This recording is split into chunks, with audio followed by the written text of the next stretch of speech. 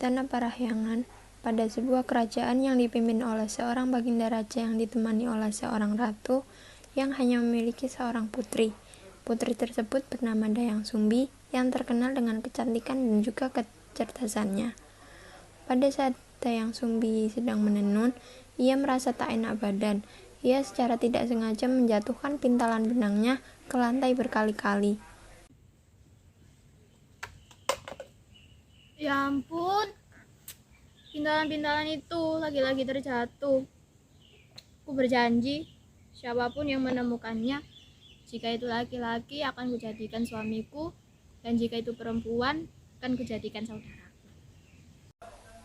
Beberapa saat kemudian, datanglah Tumang sang anjing sakti. Apakah ini milikmu, Tuan Putri? Kenapa malah kau yang bawakan pintalan benangku? Aku harus melakukan janjiku untuk menikahi anjing ini. Dayang Sumbi dan seekor anjing yang bernama Tumang hidup berbahagia dalam mahligai rumah tangga.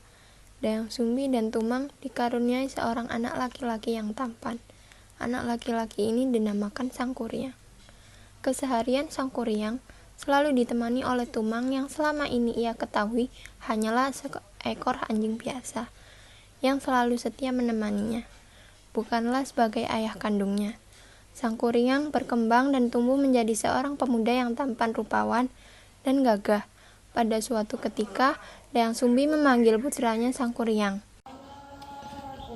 Sangkuriang,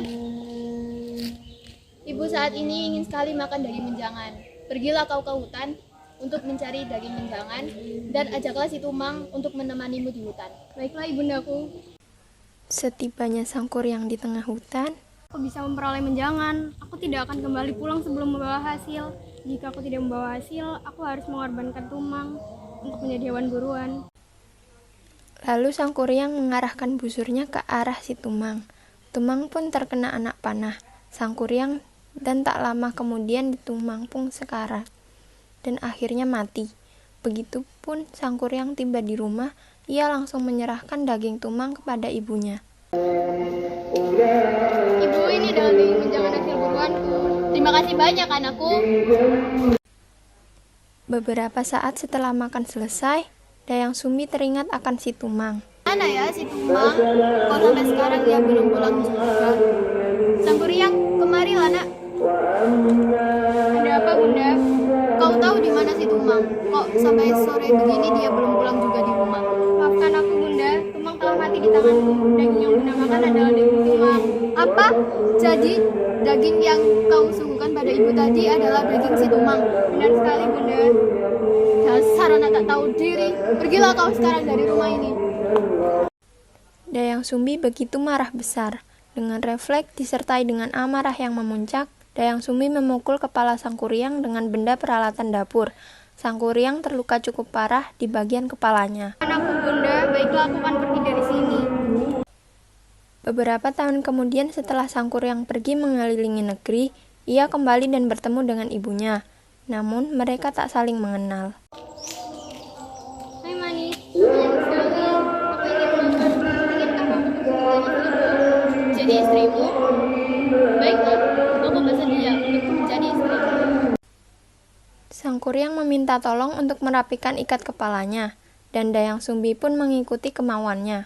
Dayang Sumbi kaget melihat kepala Sangkuriang terdapat bekas luka yang amat jelas di kepalanya. Sangkuriang, mengapa di kepalamu ada bekas luka? Bekas luka apakah itu? Ini adalah bekas luka karena dipukul oleh ibuku karena membunuh anjing kesayanganku. Ya Tuhan, ternyata kau adalah Sangkuriang anakku. Sangkuriang, aku ingin mengatakan hal yang sesungguhnya padamu. Sebenarnya kau adalah Sangkuriang anakku.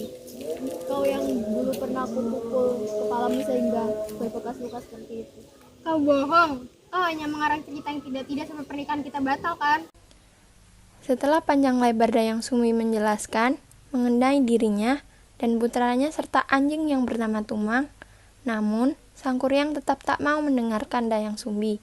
Berpikir keras untuk menemukan cara agar pernikahannya dengan putranya gagal. Wahai Sangkuriang, apakah kau tetap ingin bersikeras untuk mempersuntingku? Tentu tekadku sudah bulat. Baiklah, aku akan bersedia untuk menjadi istrimu. Tapi ada satu syarat yang harus kau penuhi. Apa syarat yang kau ajukan? Syarat tersebut adalah kau harus membuatkanku sebuah bendungan dan juga membuatkanku sebuah perahu. Tapi harus kau penuhi sebelum fajar tiba. Baiklah, akan kupenuhi persyaratan itu. Lalu, Sang Kuryang pun pergi. Kemudian ia mengarahkan segala kesaktiannya dan memanggil jin-jin untuk membuat bendungan dan perahu untuknya.